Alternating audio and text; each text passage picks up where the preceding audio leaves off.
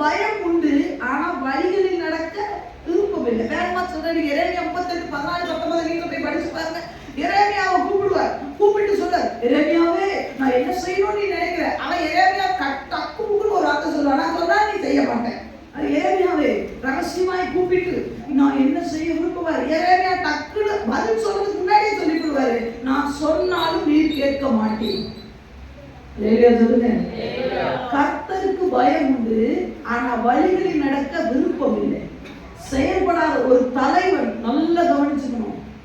கர்த்தருக்கு பயப்படுறேன்ற வெத்து வேட்டா வாழாதீங்க. பிசாசு கூட தான் கர்த்தருக்கு பயப்படுது.